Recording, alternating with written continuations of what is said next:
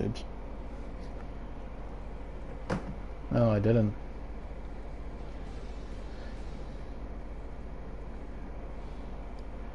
What do I do here? I forgot to click spectator. Hang on a minute. I've done a big doo-doo. This is the first time I've done this in some time as well.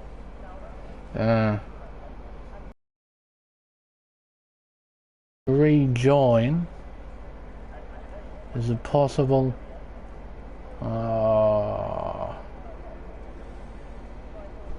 Yikes. I haven't done this in some time. Sorry, ladies and gentlemen.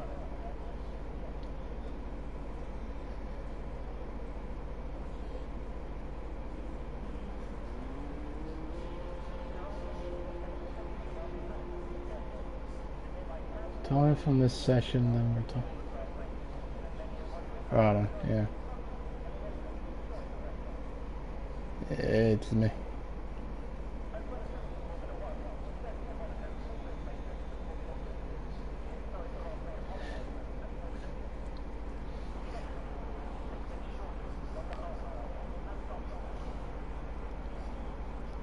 Yeah, I accidentally didn't press spectator. I did an oopsie.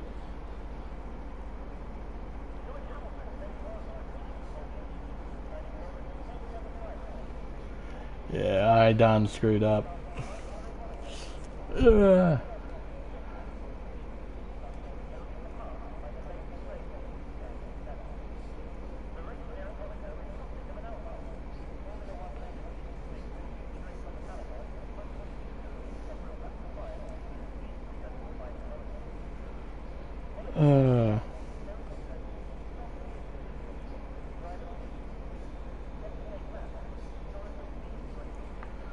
Well, we're gonna have a slight delay.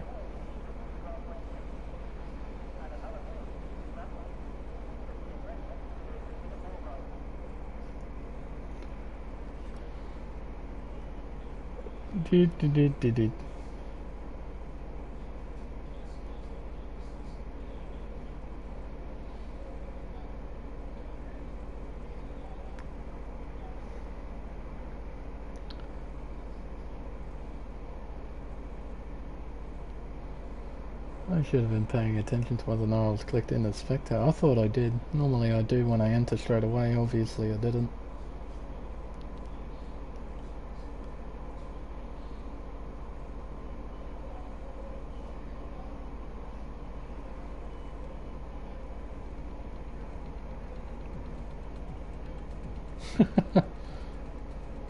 People wanting a dry race. Fair enough, in all honesty. Monaco is that bloody brutal. You would like it in the dry. Okay, so they're keeping it dynamic weather. Fair enough. This session never really existed. Thanks to my colossal screw up. Now we have to get through. Can we retire on the formation lap, or do we have to do a formation lap?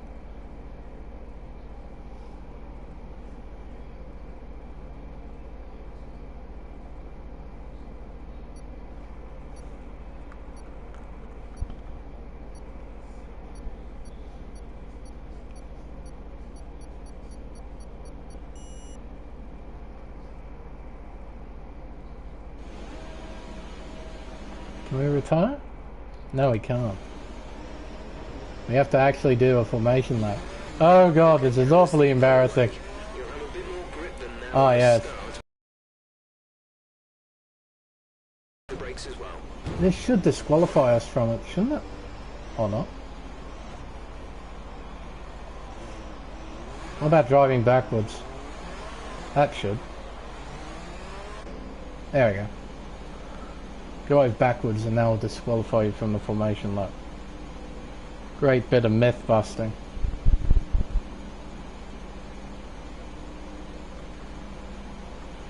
Oh dearie me. Who's that Ferrari still trundling around the racetrack? Log Boy, is it? Must be. Oh dear, I've done a boo-boo, which is why we're currently sitting on the grid here. I did a whoopsie. This is the first time I've done this in some time.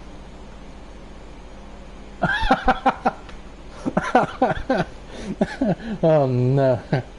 Oh dear. Well, if anything, this kind of almost perfectly describes what this race is like, ladies and gentlemen. Welcome to the Monaco Grand Prix. It's nothing but drama, chaos. It's great. Oh dear.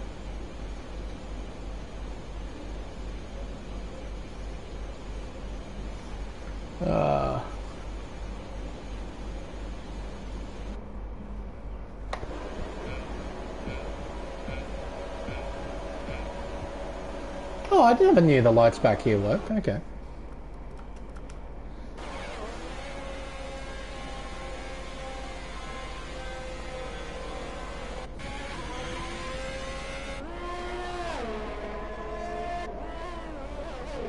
Oh, Jesus.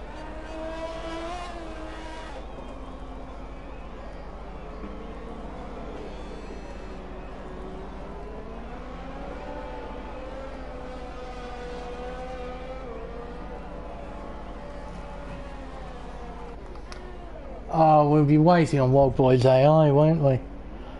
Oh, no, never mind. Well, there we go. That's the end of the Monaco Grand Prix.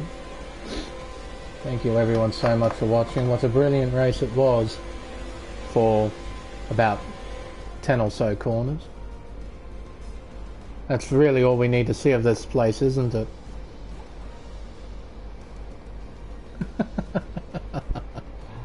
Oh dear. Will we actually have podium celebrations? Surely not. Oh, bugger off we do. So who's the top three then? Wild Boy spilling 50. Oh my goodness. Oh, righto. Right, let's get on with it, shall we?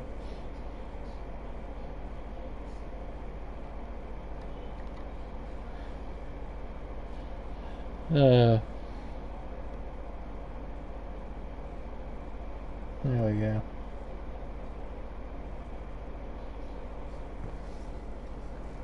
I mean, we didn't necessarily have to do this. I could have just retired in the pits after the first lap. I just wouldn't have seen it at the back of the field.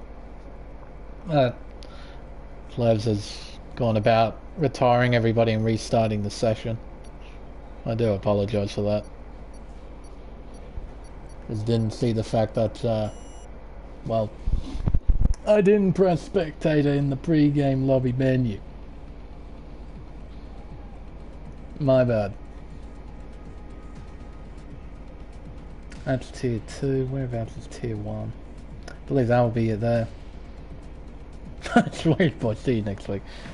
Yeah. Spectate! There we go. Pretty sure I pressed it this time.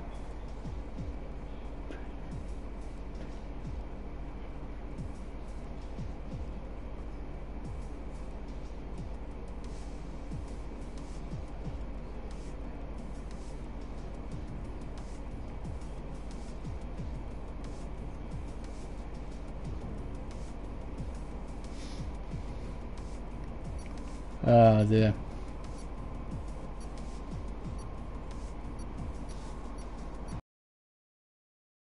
Get on with it. So, ladies and gentlemen, welcome to what should be the beginning of round 14 of the Go Workplace Training PlayStation Tier 1 Pacific Series on Race Spec Esports. Man, that's still a mouthful. I have to get used to that.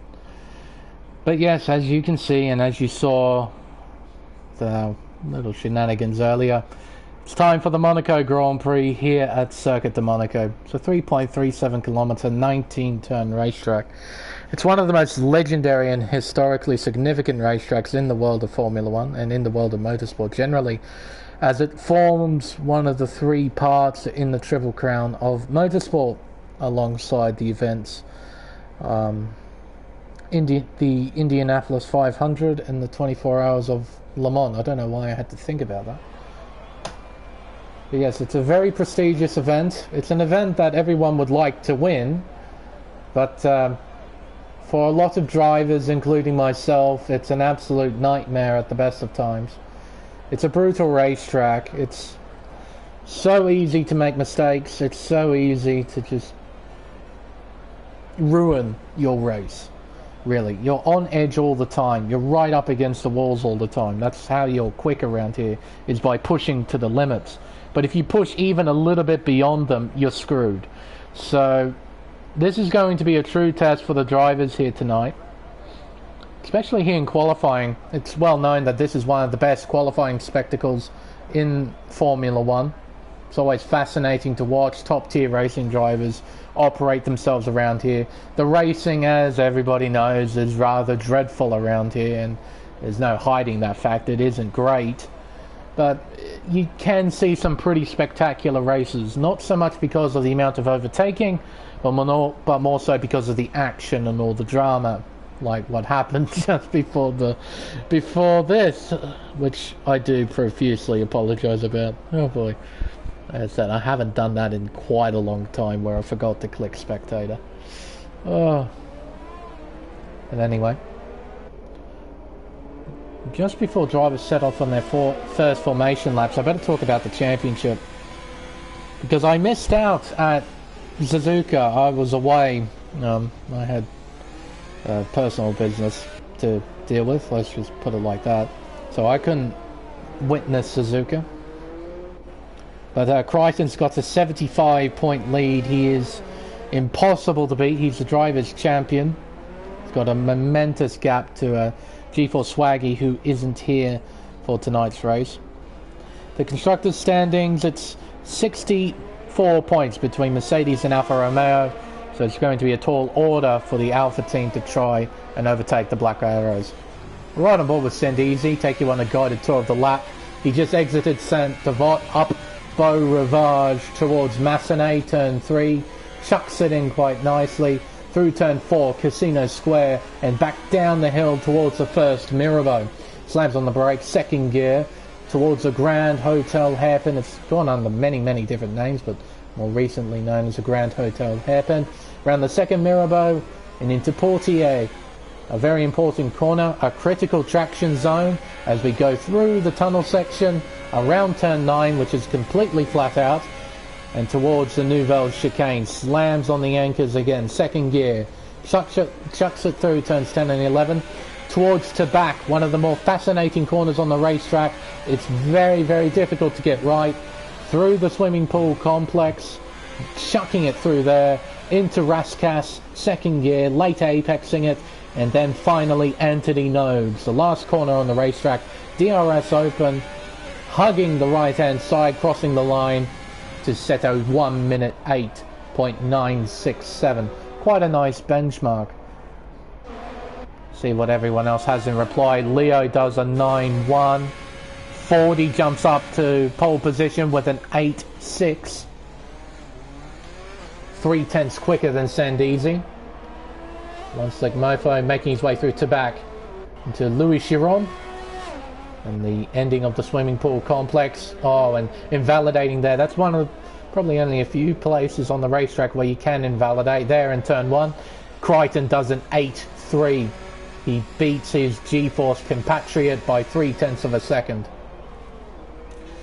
Plebs coming to an end of a flying lap. Doesn't look incredibly competitive though.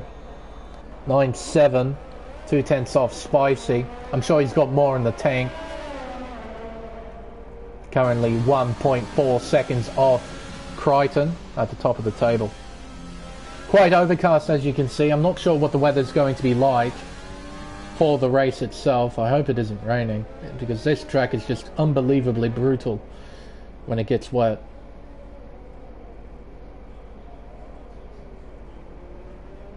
Coca-Cola 6. Can it, KD?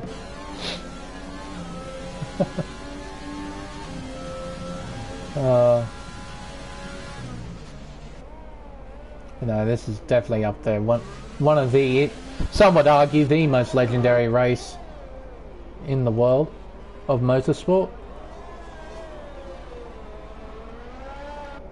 Spilly coming to the end of a flying lap. He's done a 22.2, crosses the line to do a 9.6 on slightly scrubbed rubber as well. That's not a bad lap time.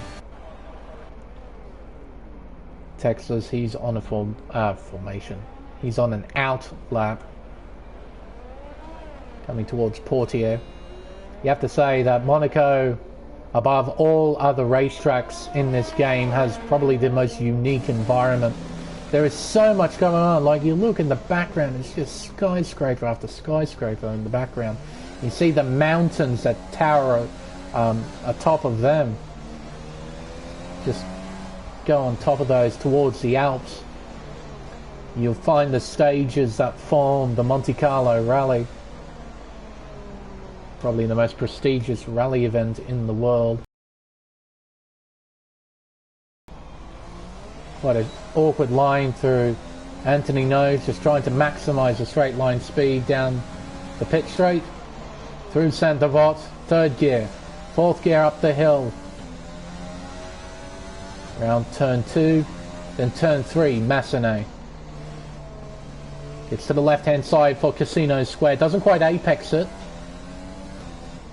Completes the first sector round Mirabeau, named after the hotel there, you can see in the background. Doesn't take the Grand Hotel hairpin too well. Round Portier, and through the tunnel once again. Coming towards the Nouvelle Chicane, one of the few quote-unquote overtaking opportunities around this racetrack. There's no real genuine overtaking opportunities here. It's just maybe overtaking spots around here. Maybe this, maybe that. Those sort of 50-50 moves that you see drivers make, where there's a 50% chance that it works out, or a 50% chance that you both have a massive accident. That's pretty much Monaco in a nutshell. Very, very few places to try and pass here. So track position is incredibly important. And currently last is Polish Gorilla in the Renault. Coming towards the Nouvelle Chicane. Second gear, flows it through. Exits nicely towards Tabac. Sixth gear, down to fifth. Back up into sixth gear, through Louis Chiron, invalidates. And he proceeds to cut the following chicane in his frustration. Our recently crowned champion G-Force Kryson on a flying lap. Mathematically untouchable with only a round to go after this. He's up by 800ths in the first sector. But here in sector 2, this is where the bulk of the time is gained or lost. Quite a few corners in this section. Quite a few places where you can get it wrong. Down to Portier, through the tunnel once again. Keep it in 7th gear at 283 kilometers an hour. And invalidates, tries to cut as much as he can. Unfortunately, the game didn't allow him to do that, and he proceeds to do a Ralf Schumacher. Oh, massive hit into the wall there at Tabac. I believe it was Ralf who did that in the Toyota. Quite a big impact into the wall at Tabac.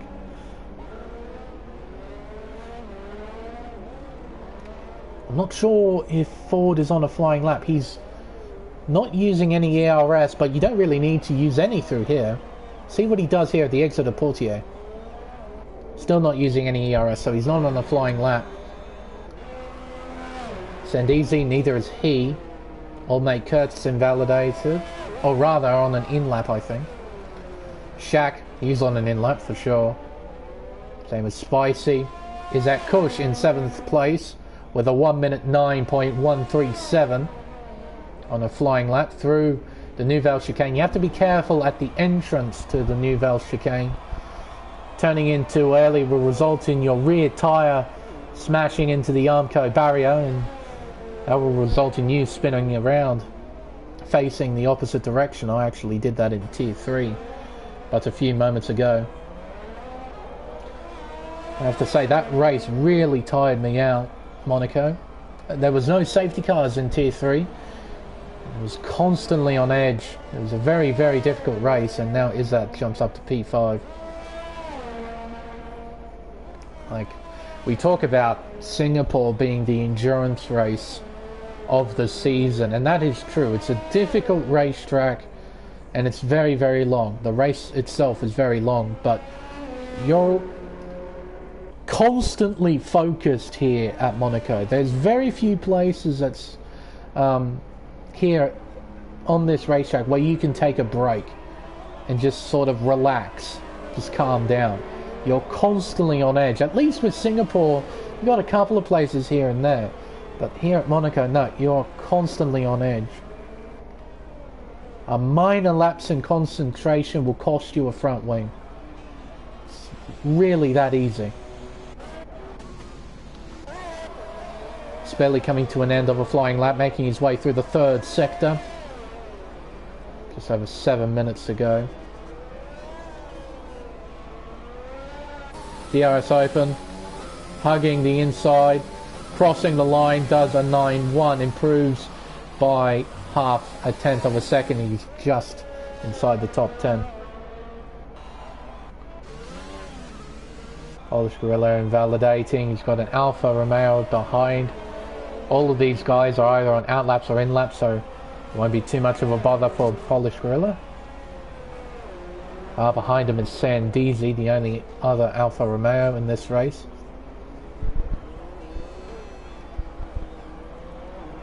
Polish Gorilla will have another go at a flying lap. Doesn't use any ERS though. Coming around turn 1. Still doesn't use any. Interesting. Is he trying to dump some fuel perhaps? Is he going to do another flying lap? Still isn't using any ERS. Very interesting. One slick... Oh, sorry. OP Magic. One of 3 drivers to not yet set a lap time. One Slick Mofo is one of them, but he's in the pits. Polish Gorilla is the other. OP Magic making his way around. Oh, that's an end plate firing off. I think that's a Renault end plate as well. This is quite typical of OP. He does qualifying quite late in the session. Leaves it to the last minute. Takes the Nouvelle chicane quite nicely. Now to back. 5th gear. Chucks it through into the wall. Similar to Crichton, who set a new fastest lap with an 8.2. Tell you what, he'll be the guy to watch at the end of the session. As soon as we watch that clock run down towards 0, I'll try and find Crichton, because that lap will be very good to watch. Ford doesn't improve. Does an 8.6. Old mate Kurt in the Williams. Currently 4th place. Around the hairpin. 1st gear. 2nd. Keeps it in 2nd through the 2nd Mirabeau. Back down to 2nd for Portier. Short shifting up through the gears. Through the tunnel. Now the Nouvelle chicane. Slam down to 2nd. Cuts it nicely. Keeps up the momentum. Now to back. Down to 5th gear. Right up against the wall. Exiting the swimming pool complex. There's a bit of front wing. That won't hinder him. Round Raskas, 2nd gear. Now Anthony No, 2nd gear. 3rd, 4th with DRS wide open, hugging the right hand side. It's a 1 minute 8.753. Doesn't improve, but he does go purple to the 3rd sector, so there is time to be found. Izzat Kush exiting to back through Louis Chiron and into the swimming pool complex. Exiting it now towards Raskas. See, it's one corner after another, after another, after another.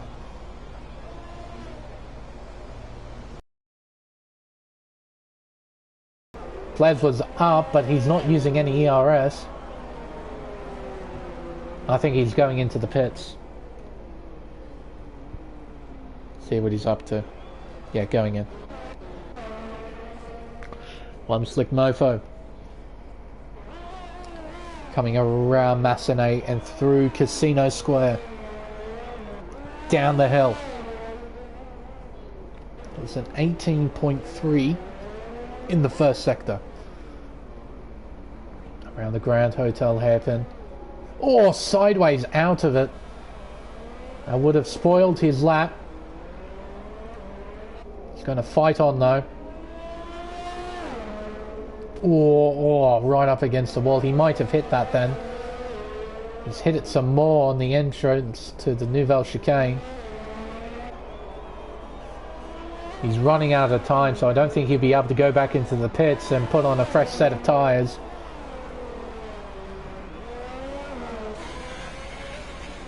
See what he does. No, he is going to go back into the pits, right? So hope he makes a look at the cars coming out of the pits. Whole train of them. Marching one by one, exiting out of the pits. Crichton's one of them. With 2 minutes left. Be interesting to see what this one lap master can do. He is head and shoulders above the field at the moment. It's going to take a mega lap from the cars behind to try and challenge him. Sendezi's just backed out of a flying lap. Just settling himself, saving a bit of fuel so then he can complete a flying lap with 1:30 left in the session. Leo's invalidated, Shaq's just trundling around, Spilly on a flyer.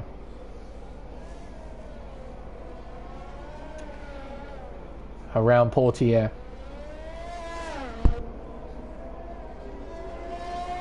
Not quite the most glorious sound you've ever heard through the tunnel, but it's not bad.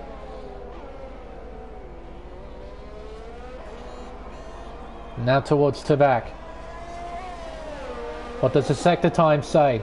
Improved by a little under a tenth.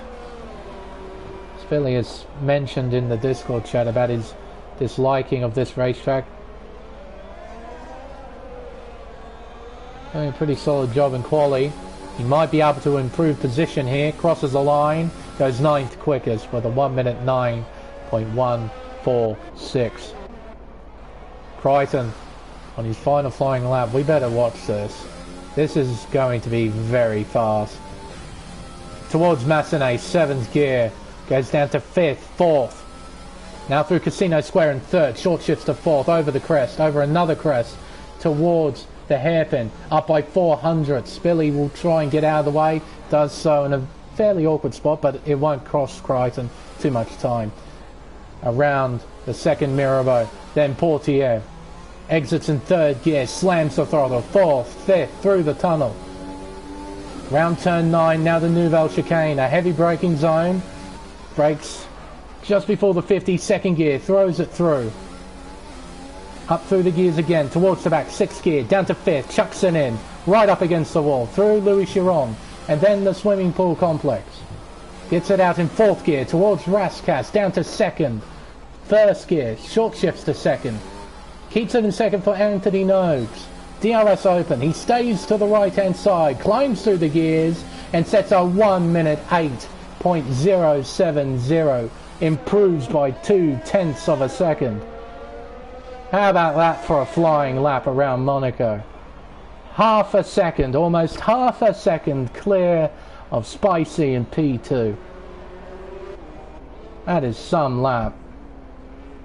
Considering the caliber of drivers in this field, that is really some lap.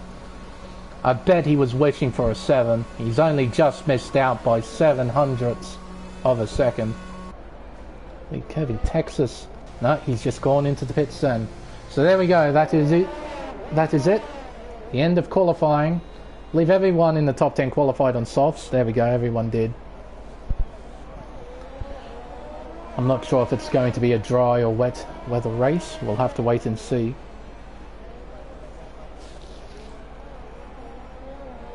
But it'll be interesting to see what the drivers do outside the top 10.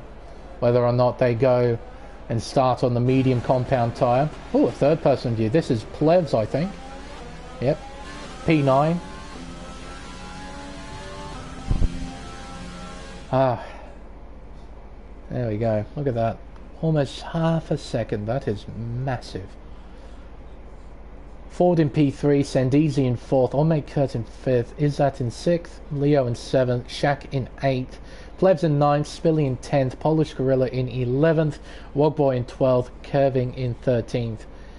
One Slick Mofo not setting a time, same goes for OP Magic. They're starting P14 and 15. Oh, that was a great qualifying session to watch, as it always is here at Monaco. Absolutely fantastic. Now we move on to the race, and I'm optimistic. I want to be optimistic. I want to see a brilliant race, but this is Monaco after all, so there's a very old chance that it won't be. Clear skies though.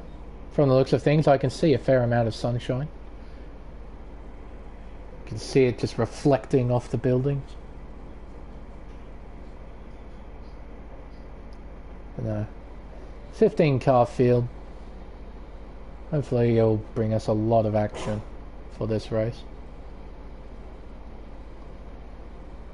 Yes, although it's difficult to overtake around here, the biggest thing is damage control, damage limitation. Strategy does play a part in this as well when you decide to pit. The undercut has its advantages, so does the overcut. This is one of the few places where the overcut has an advantage. Due to the fact if you do an undercut and you get caught up in traffic, then you effectively lose your advantage. So strategy, timing, it all plays a part here in Monaco. Although the racing isn't great, it seems that all other factors are amplified. The strategy, the damage limitation, the pressure on the drivers, the level of focus and concentration, it's all amplified. Although the racing isn't good, there's still a fair old chance that the race itself might be one to watch. An exciting one to watch. Drivers setting off on their formation. Like, we know the top 10 are starting on the softs. What about the drivers outside of it? Well, Polish Gorilla is the first driver outside the top 10 in 11th. He's starting on the soft compound tyre.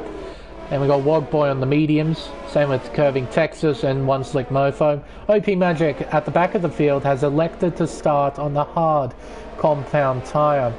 He's not going to be particularly fast, but the long stint initially may work out in his favour. He does need to be incredibly careful though. Running long on the hard tyre, you cannot afford to break your front wing. Those medium compound tyres can last about 30 or so laps. They can last a really long time. But if you want to make these hards work, you need to not get damaged. Keep up a quick and consistent pace.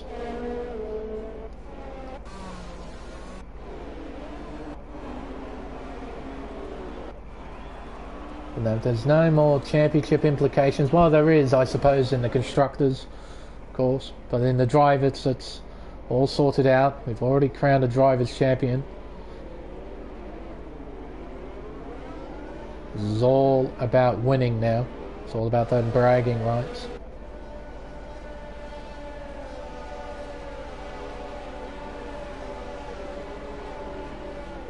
And the start is quite important as well, especially if you're the pole sitter. You screw up at the start, there's a fair old chance you might lose the lead heading through Saint-Devote. Drivers will be given one final message from their engineer: no heroics into turn 1, please. Will we see any? Well, let's find out, shall we? Here we go, here at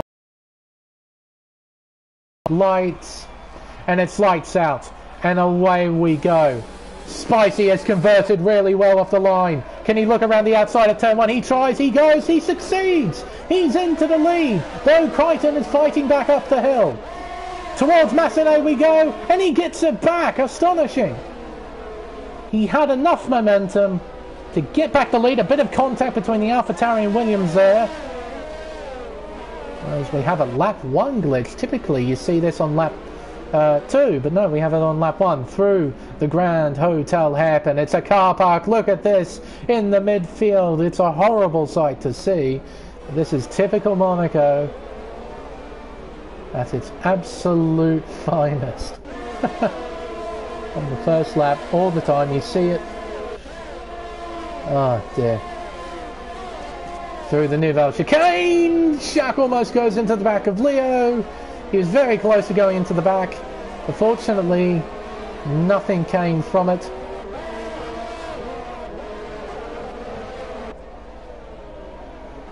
Around Raskas, and then Anthony knows to complete. Fairly interesting first lap. Crichton leads the way. Ford in second, Spicy in third, Sandizi in fourth place. See Ford up one position, Izzat up one position, so the AlphaTauri boys are moving in the right direction. And it's all mate Kurt, Leo in P7, Shaq in P8, Spilly up a position in 9th. Then it's Plebs, Polish Gorilla, Wogboy, One Slick Mofo, OP Magic, Curving Texas had to get a front wing change, getting damage on the first lap. It is almost inevitable to see someone with wing damage at the end of the first lap here at Monaco.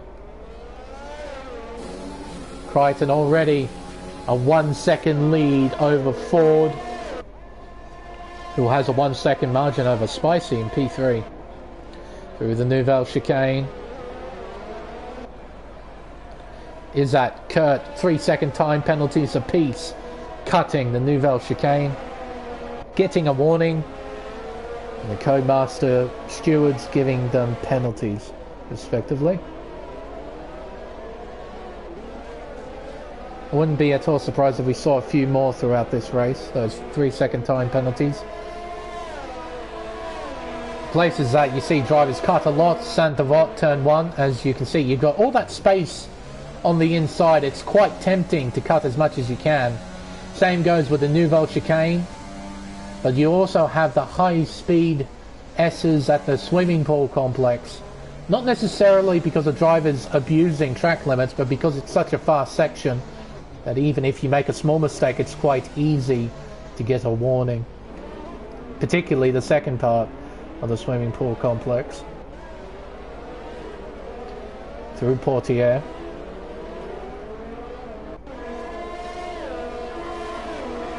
See the driver's still fairly well bunched up. Driver's really unable to do anything. Player's sort of stuck in no man's land at the moment. He's close, but he needs to be stupid close in order to try and make some sort of move. He's got a sort of Daniel Ricciardo helmet too. I rather like that. Actually, sorry, no, oh well, yes, a kind of Daniel Ricciardo helmet in the sense that it's got the light blue with the orange, but also, as well, in recent real-life Formula 1 news, McLaren sporting a one-off livery with their McLaren MCL35M. Oh, his Polish Gorilla has crashed at the Nouvelle chicane, and that has brought out a virtual safety car. So a bit of a pause here. Yes, as I was mentioning earlier, McLaren sporting the Golf Racing colours, sort of baby blue and the orange. It looks fantastic as well. You hear a lot of people on social media say that McLaren should make it their permanent livery throughout the season. And although I have to say that it is a fantastic looking livery, I think it might be better off as a one-off. Keep it that much more special, as Spilly gets a drive-through penalty for speeding under virtual safety car. Did we see anyone else get one as well? No, it was only Spilly. Spilly was the only one. Not only does it make the Golf livery that much more special, also McLaren and their respective brands want to display themselves in a certain way. And obviously the way they want to display themselves is how the car is now. So you always have to factor those in as well. Isaac Kush is in the pit lane. Front wing change, a set of hard compound tyres are going on. Spilly getting serviced. Front wing change, he will have to come in again to serve the drive-through penalty that he got for speeding. Crichton hasn't pulled away either. Ford has kept up with him. The AlphaTauri driver within a second of the race leader, and my battery is low. Oh, that's alright. I'll start charging it in a moment. Through the Nouvelle chicane. Sitting behind, still 8 tenths behind.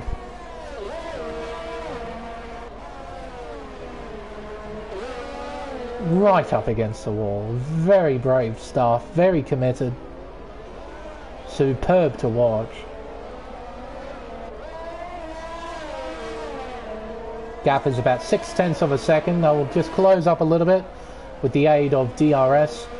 Again, up the hill here, up Beau Rivage.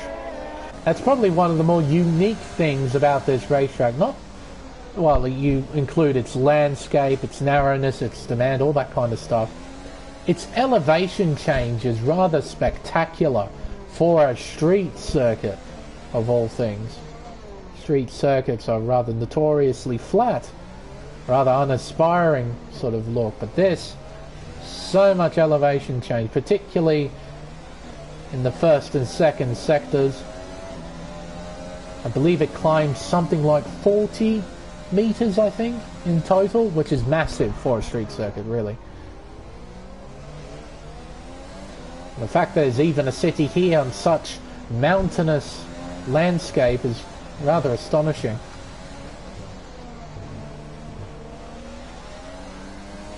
To think a little French port like this turned into what it is today, it's rather spectacular. 6:10 still, so Ford at even pace with Crichton at the moment. It's where he needs to be. Looking elsewhere, the field is fairly well spread out. You can see on the mini-map, no one really close to anybody. So it's all about mistake management.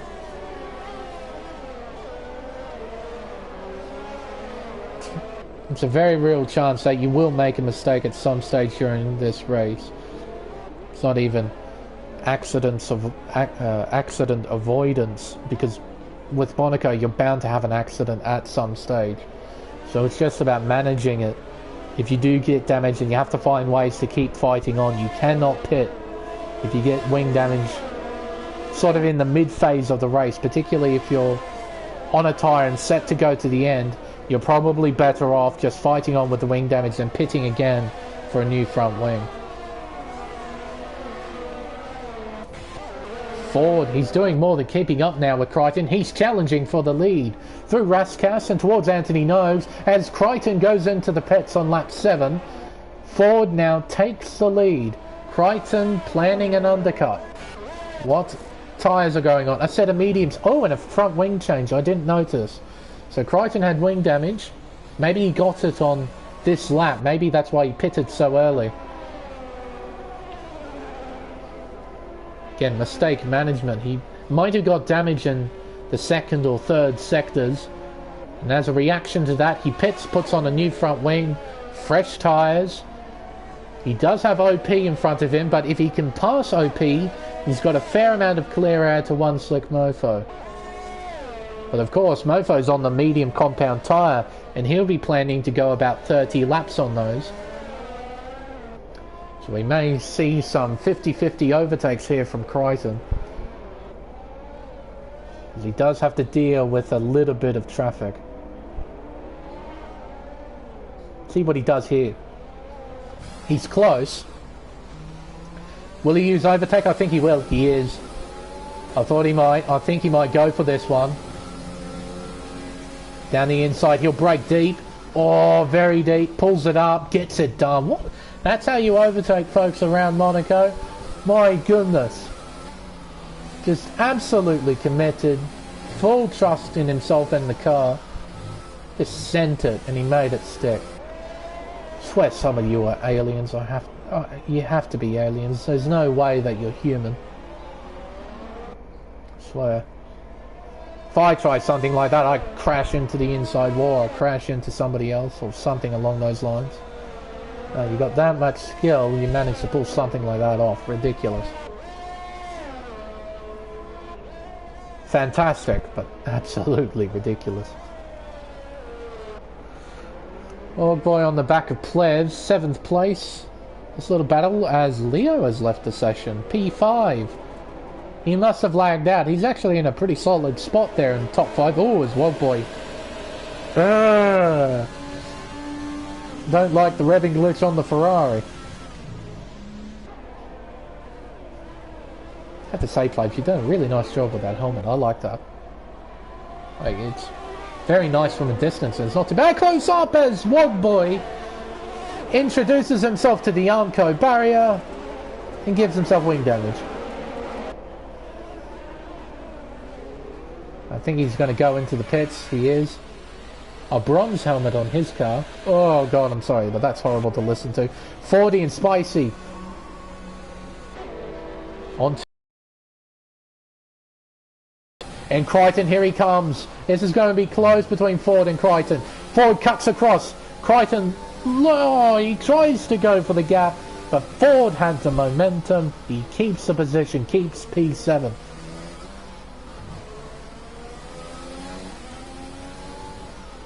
Through the hairpin here at Mirabeau. In the Grand Hotel hairpin, the slowest corner in Formula 1. Crichton just gives Ford a wake-up call, a little bit of a bump there at the apex. Towards the Nouvelle chicane. Can Crichton go for a move? He's running out of battery, so I don't think he can go for it. Not quite close enough. As Leo's AI is still trundling around the racetrack. Hopefully he'll be able to rejoin. Cross our fingers. Sandizi in the pits. Going to come off the soft compound tyre, probably onto a set of medium. Shaq is doing the same thing. There they go, the medium compound tyre.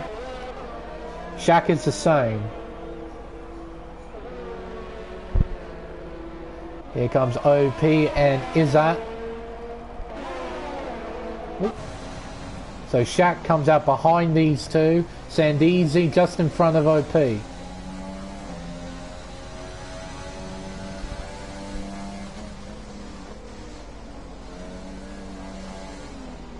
Izzat just sort of stuck behind. Close, but not close enough. Oh, very close.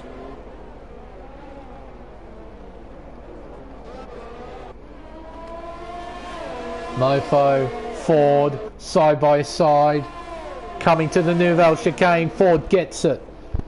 Lovely aerial shot here. Exiting the Nouvelle chicane. Mofo doesn't hold up Crichton. Through to back. Now the swimming pool complex. There's the swimming pool itself. Is that a 3-second time penalty? Plevs up next. Oh, Crichton very deep under brakes. Oh, and Plevs makes up a bit of a meal of Raskas. Push forward a bit further back towards Crichton. Old mate Kurt in the pits as well for his one and only stop through Saint-Devote. Gap is 0.4 of a second as they head towards Massenet. Crichton isn't close enough to make a move just yet.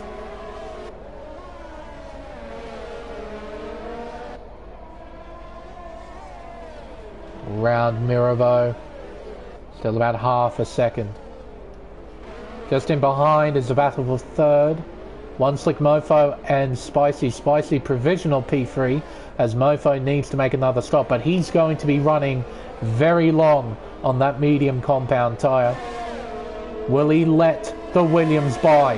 Heading around turn 9 towards the Nouvelle chicane. Oh, Spicy looks. Contact! Oh, that was a bit touch and go there between the two cars, but I don't think it was anything too malicious in that. It's just sort of what Monaco is like, really. Oh, as Mofo makes an absolute meal of the chicane, he has to let Spicy by. Spicy into third place, Mofo down to fourth. He's still scrapping it out. Crichton not quite close enough. Spicy starting to pull away. Sandizi and old mate Kurt fairly close together. That is P5 and P6. The same goes with P6, 7 and 8. Sorry, it's P7, 8 and 9. I read that wrong, as Leo rejoins. Down the hill towards Mirabeau. Can't overtake here. Oh, quite close enough, is that? Oh, and a penalty for corner cutting. That's straight up corner cutting there at the Grand Hotel Hairpin. This game is brutal and sometimes a little bit stupid. I honestly don't think that's a 3-second time penalty there. Sort of really had nowhere to go. We'll just wait until the drivers cross the finish line to get our times back. Kurt still applying pressure to Sandeezy as Isaac gets another penalty. Mofo dropping away from Spicy. Crichton unable to hang on to Ford at the moment. But there's still a long way to go in this Monaco Grand Prix. Isaac's finally got past OP at the at Saint-Avold, rounding Casino Square, down the hill. Oh, very sideways there. Managed to keep it under control. Will Shaq go for a move here? Unable to do so. And there's Plevs. OP. Believe he is not a massive fan of this circuit, a controller user. And on a controller, it's quite difficult to negotiate this place. Shaq close. Not close enough. Yeah, well, we'll go on board with Plevs. This will be an interesting view. Round to back, 4th gear. See Plevs being rather gentle with the car.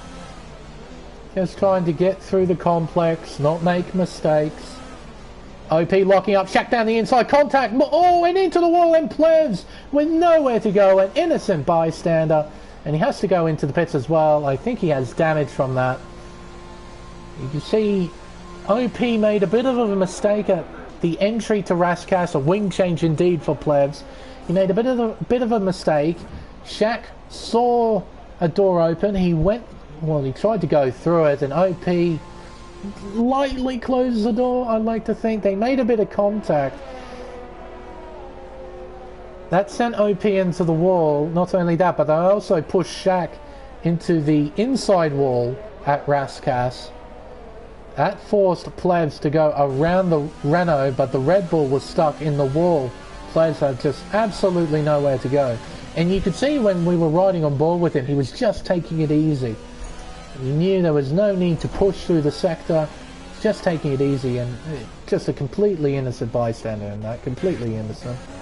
Just a really unfortunate set of circumstances there. DRS open. And Mofo, he doesn't want to fight this. He knows those two have a battle of their own. An interesting one at that. That's very courteous driving there from Mofo. He has every right to fight for position, but he elects to do the sportsman-like thing. Oh, get out of the way. Kurt, oh, he definitely had a look. Oh, he 100% had a look.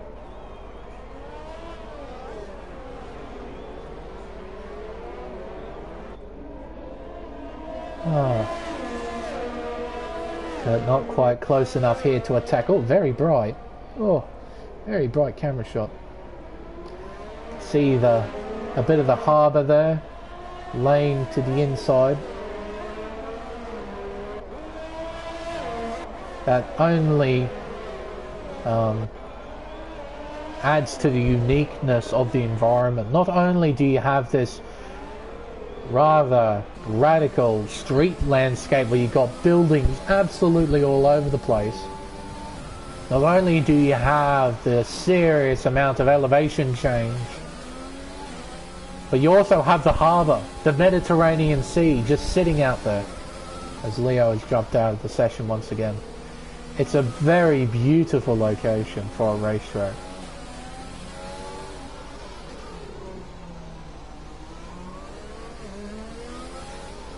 got some of the greenery as well.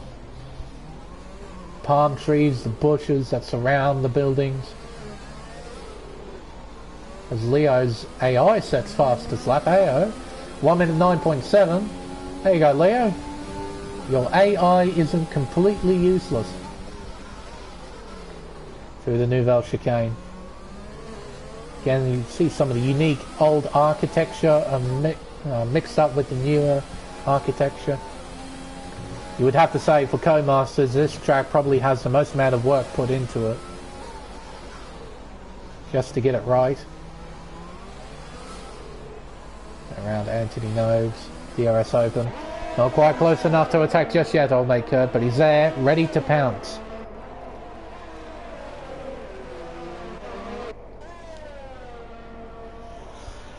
Now around Casino Square, as Isaac Kush has retired in the pits. He's had enough, I guess.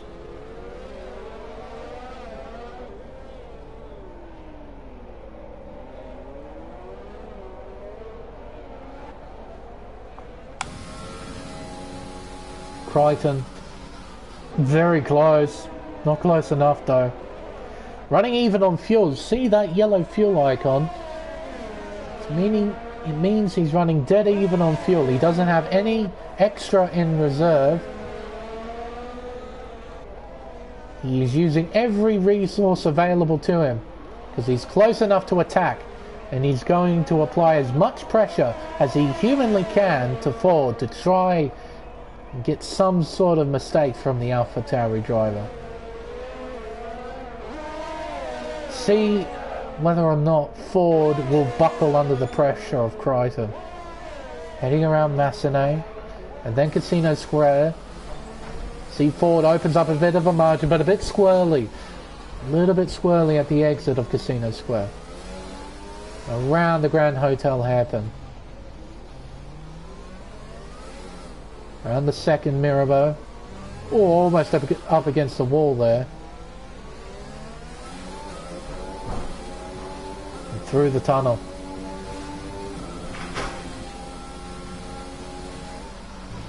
Around the Nouvelle Chicane. Gap is about 6.5 tenths. Around to back. Oh, ho, ho, ho. Oh, this is fantastic watching these onboards. Wow. Right up against the wall. Well, Ford appears to be coping with the pressure quite nicely. But Crichton is not letting go, not giving up. Up the hill once again.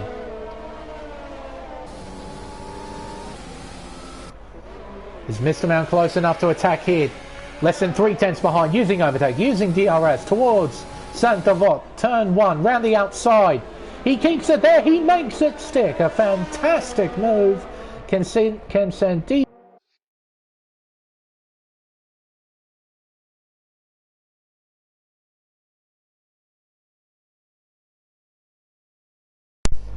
I forgot that it was low on battery, I completely forgot. Oh well. Sandizi wasn't able to counter-attack up Beau Rivage. I noticed just before my controller disconnected that he wasn't using any overtake up the hill. And you can see, oh mate, Kurt already pull out a massive margin.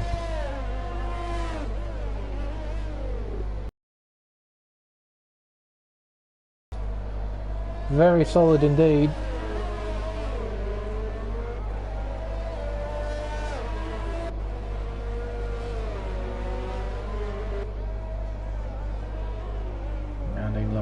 Cass.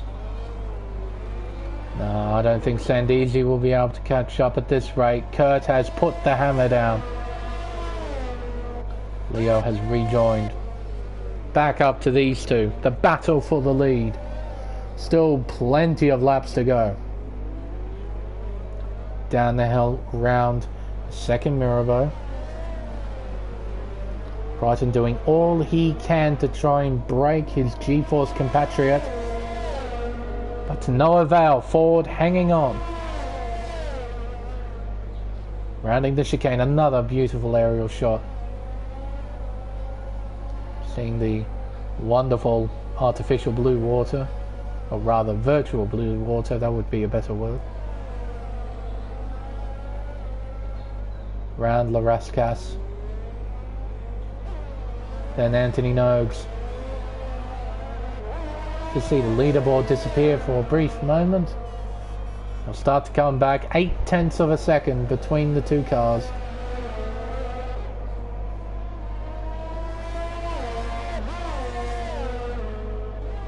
Just notice as well, Plebs and Spelly fairly close together on track. Or lining up the rear tyres there at the exit of the hairpin. Rounding Portier. Spelly is close. I don't think he's close enough. Using overtake though. Towards the Nouvelle chicane. Not close enough to attack. And again, this aerial shot.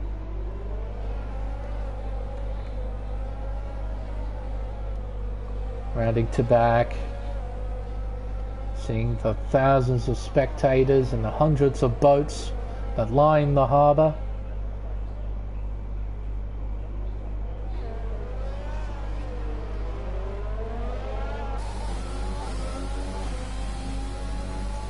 Really not quite close enough.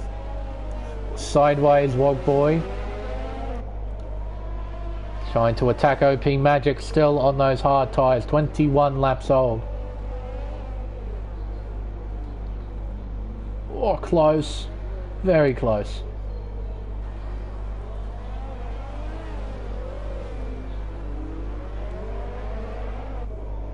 Through the tunnel.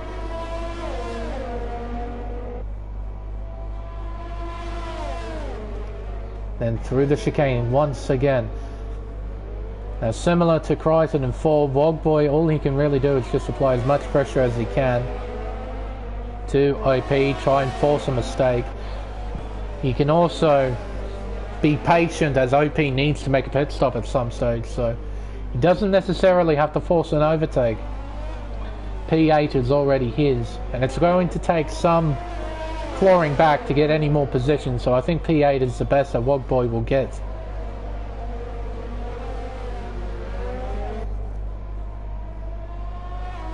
He is certainly close now towards Massenet.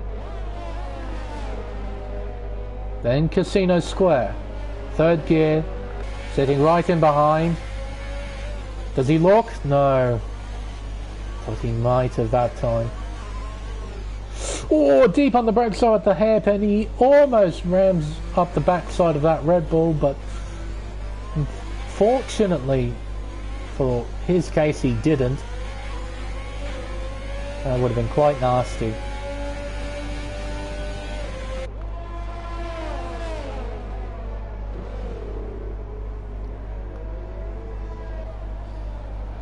Towards the back. OP doing a solid job hanging on.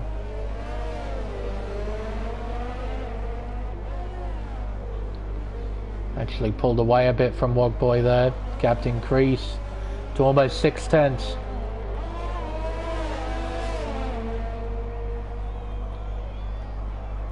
Perhaps Wogboy venting his frustration. He was a bit all over the place there on the pit straight.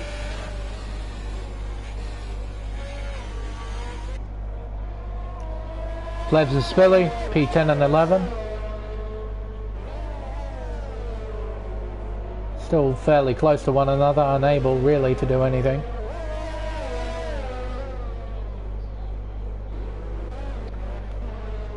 Oh, Shaq and Mofo exchange places. What's happened here? What's happened to Mofo? He's lost a bucket load of time. There's no damage. He's lost time. He's got the Red Bull, a curving Texas just behind. Still pushing on those medium compound tyres though, in P7.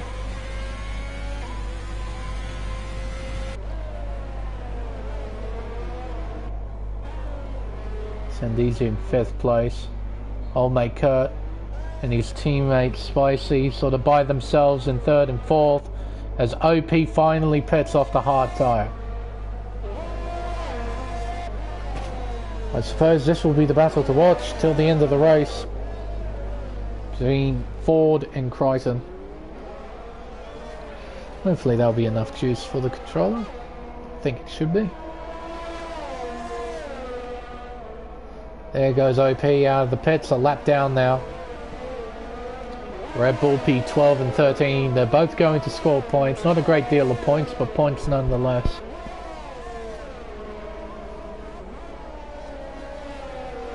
Gap is 7/10 of a second. We've got 14 laps to go. Still a long, long way. And the fact that these two have been so evenly matched is sort of rather nice to watch. Crichton doing all he can to apply as much pressure as possible. Ford driving his best to try and hang on. Both of these gentlemen want to win here.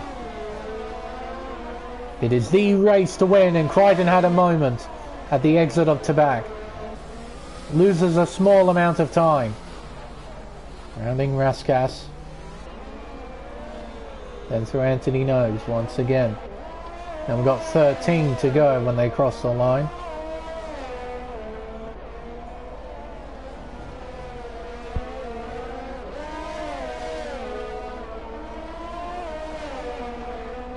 Heading towards Massenet. Then through Casino Square. Down the hill once again. Got a bit of traffic in front. I think that's Leo. And then Plebs and Spilly. It really shows you how far ahead they've broken away.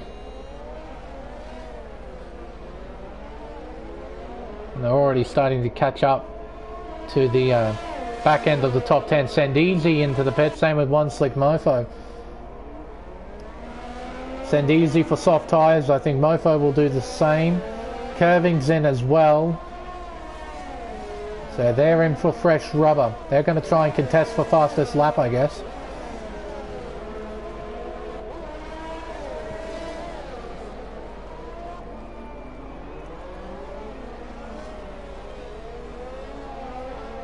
DRS open.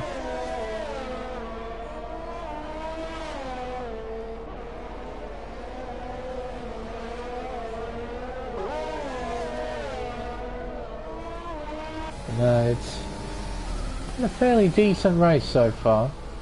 We kept on our toes. We still got a fight at the lead to witness. And you can see that the majority of the field are actually in the second sector now. You can see them just all over the place there in the second sector. But the lead is catching up, so the lap traffic's going to play a part in this.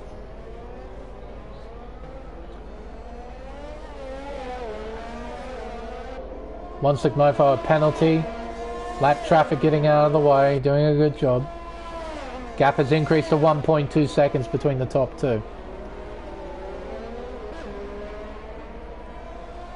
No, that's sort of making me optimistic for the real life Monaco Grand Prix going to be happening. It's been some time since we've had one, about 24 months.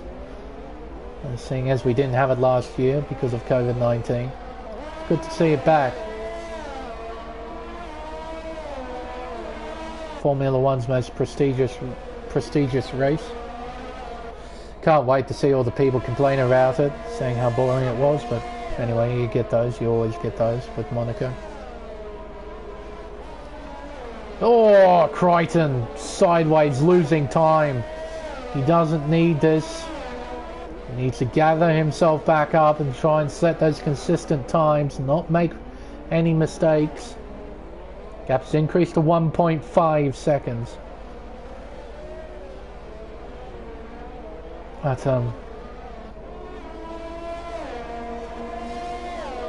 we've also heard from co-masters themselves, the next sort of teaser for F1 2021 as well. The 7 icons for the deluxe edition in the My Team career mode and into the wall. Crichton, he's made a catastrophic mistake at Tabac. He hasn't got a puncture or anything. No, he's done that by himself. He's going to have to go into the pits I was just about to segue and talk about the F1 2021 game, but Crichton decides to have an accident, destroy his front wing, put on fresh tyres. It's basically ruined his chances for a Monaco Grand Prix win. Here comes Spicy and his teammate, old mate Kurt, in the Williams. They're going to pass the Black Arrows as Crichton falls to 4th. From an astonishing pole lap, he's now sitting in 4th place with 10 laps to go and with a lot of work to do. But I thought the drama was going to be coming a bit later between Ford and Crichton, but no, it decided to come about right now on lap 30. How about that? But yes, the new deluxe edition with the 7 Formula 1 icons being released. I picked 6 of them. I didn't see DC coming. That really surprised me. Out of all the drivers to be chosen for the My Team sort of icons drivers, David Coulthard was not on my radar. I mean, obviously with Schumacher, Senna and Prost, they were sort of deluxe avatars for F1 2020 and F1 2019 respectively. I had a feeling they were going to choose Button and Rosberg as well, purely because of the fact that they've got models of them from F1 2016, so they've got fairly recent models of them, and they're both world champions, both very iconic drivers in their own rights. Button, a sort of majestic driver with his driving style, sort of a one turn in and one turn out sort of guy, very smooth, brilliant wet weather racer as well. And Nico Rosberg, the only driver to have beaten Hamilton during his Mercedes era. They're both fairly iconic drivers. Felipe Massa I wasn't too sure about, but you know, Felipe, a very successful driver, didn't win a world championship, very close in 2008, but no, it's fantastic to see him in the roster. But David Coulthard really threw me off. Did not expect DC at all. It's fantastic to see David Coulthard as one of the drivers you can to perhaps create a team, so then you can give one of those legendary drivers, particularly Massa and Coulthard, the chance to win a virtual, I guess, world championship. Two of the more successful drivers to have never won a world championship. And of course you have the real sort of legendary drivers, probably the 3 major ones is probably Schumacher, Prost and Senna. Rather interestingly, I noticed is that Senna's and Prost's their experience rating is quite a bit lower than Schumacher's. I think Schumacher's 92 and Prost is about 81, and I think Senna is about 79 or so. I find that a bit funny, and particularly with Prost, because with Prost, his speed didn't necessarily come through raw pace, it came through knowledge of the car, from fine-tuning the car to get the most out of it.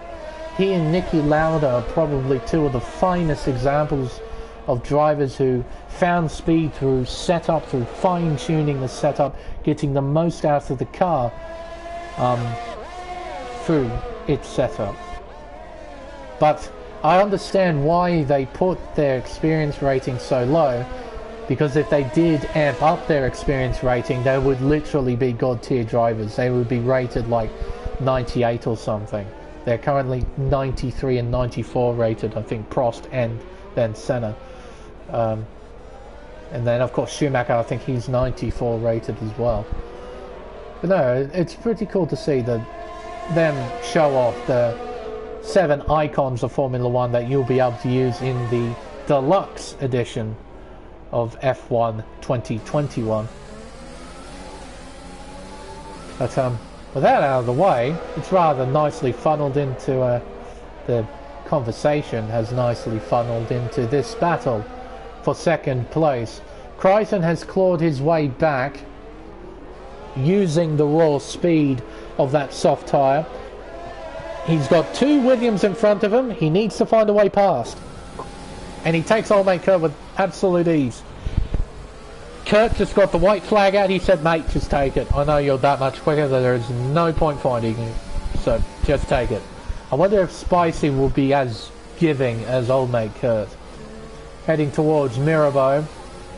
Crichton not close enough to go for that half chance here at the hairpin. And that is Shaq. He has made a mistake. Gets the car going. Maybe clipped the inside wall at Anthony Nobes and spun the car around. That is my theory. Through the tunnel. He's close. What does Spicy do? Doesn't fight too hard. And into second place goes Crichton. Overtaking 2 Williams in 1 lap around Monaco. That's not an easy thing to do. Granted, he had a lot of cooperation from both Spicy and old mate Kurt. But he's got too big of a gap to try and claw back, to try and fight forward for the win. He would need to close in at about 4 seconds a lap, and I don't think that's possible.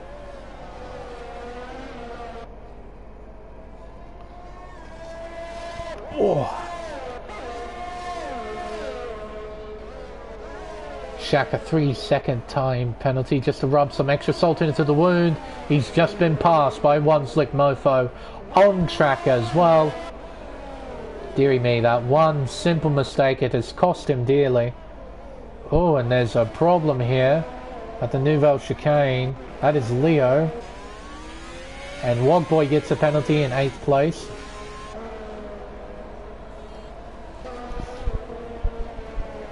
A lot of these guys are just looking to try and see the checkered flag, not bother with this race anymore. Especially Texas, he's just cruising around at the moment. Poor fella down in 13, still driving on, got to appreciate that. Out in front with no trouble at all. Ford, he should just cruise to the checkered flag. It should be a straightforward victory. Just needs to not make any sort of mistake. Crichton, he's a long way behind.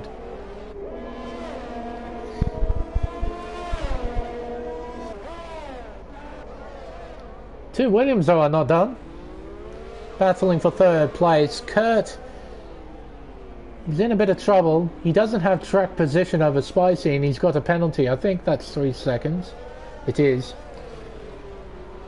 So if he does manage to pass his teammate, he then has to build a margin of 3 seconds in order to try and get the final podium place. That's going to be some mountain to climb with only, when they cross the line, 3 laps to go, as Ford has just done. Coming out of the swimming pool complex, the gap is 0.3 of a second towards and around Raskas. Then Anthony knows he is close here, Kurt, but a shocking exit, losing 0.3 in 1 corner. Actually, make that half a second in 1 corner. Mistake management, I was talking about it earlier. You need to try and minimize how much you lose every time you make a mistake, because you do make them quite a bit here at Monaco. Just saw there Kurt just having a bit of a tail wag. It cost him dearly. He was close enough, I think, to have a run at Spicy, but just couldn't quite get the traction down at corner exit. Not only that, but we also have a bit going on behind. Plevs on the back of Wogboy. Plevs after having a fairly shocking race. Oh, same with Wogboy though. He had a massive moment there, and into 8th place goes Plevs. But yes, the McLaren driver had an awkward moment between OP Magic and Forever Shaq, if I recall correctly. Oh, and oh dear, OP, he kept a clean race going, and then finally at Centervot he breaks his front wing. He's on the back of Spilly as well. These three fighting for position. Oh, as Leo shows the nose but can't commit to the move. Oh, and that's a penalty. 3 seconds. Oh dear. Just an unfortunate set of circumstances there. OP feeling the need to use the road on the inside as one slick mofo has crashed out at Tabac. Right on board with Plebs, who's moved into 7th. There he is there, completely dead on the racing line. As Shaq slows down, he's currently ghosting on my screen. He's got Wogboy just in behind. Oh, a bit of a moment there for the Renault driver. Here comes the Ferrari. Will he send it here at Saint-Avold? Can't do it. Oh, but Shaq makes a mistake and through goes Wogboy into 7th place. And Shaq with 9 seconds worth of penalties. I don't think he can fight back for that 7th. The leader, G-Force Ford on the final lap. 39 of 39 in the middle of the 2nd sector. As Shaq drops down to 11th. Rounding Portier. This has been a very clean drive from Ford. He was very competitive, and Kurt is out. With a lap to go, he crashes at Casino Square, spoiling what was going to be a fantastic day for Williams. Spicy though, still in 3rd. The drama is not over yet here at Monaco. Showing it's not over until it's over. And it's finally over for G-Force Ford. He will take an emphatic win here at the streets of Monaco. Crichton will come around Anthony Nogues. A superb qualifying performance, a costly mistake at Tabac, but it's still 2nd place for the recently crowned champion. And Spicy will complete the podium in 3rd. As I mentioned earlier, it was going to be a solid day for Williams, but old mate Kurt crashes with only 2 sectors to go. Zandisi a fine 4th place. Not a bad performance at all. Qualified 4th, stayed 4th. He'd be happy with that.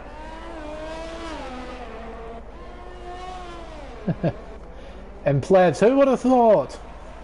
After that little incident he was involved with at Raskas, he's going to finish P5, improving by 4 positions from starting 9th.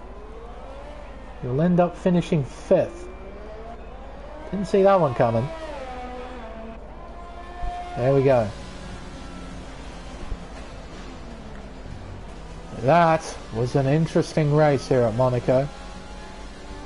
In typical style, the racing wasn't great, but we had plenty of drama and plenty of action. Plenty of strategy as well. I feel like strategy played its part in this. OP Magic given driver of the day. I believe OP made up 6 places over the course of that race. I'll double check that when we see the unofficial results screen. But first of all, hopefully, the podium celebrations. Well done, G-Force Ford. A clean, sensible drive around Monaco. Challenged Crichton all the way. Crichton made a costly mistake at the back. But still, the Mercedes driver managed to claw his way back to 2nd place. Spicy, similar to Ford, just sort of kept out of trouble. Took a very fine 3rd place.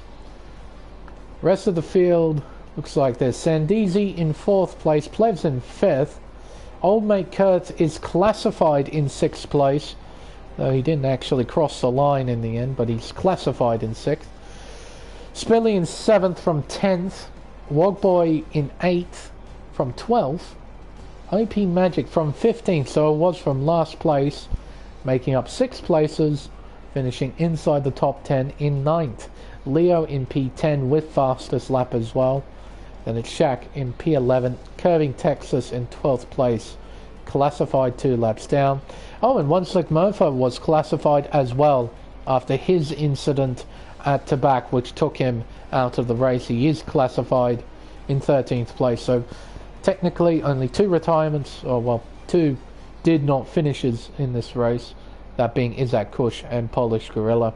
Isaac retiring voluntarily in the pits, if I'm not mistaken, and Gorilla having an incident at the Nouvelle Chicane, which brought out a virtual safety car, which also gave Spilly a drive-through penalty. Well, there we go. Quite the interesting race here at Monaco. When isn't it, I guess? A lot of pit stops. A lot of incidents. A very, very nice race indeed. Well, there we go, ladies and gentlemen.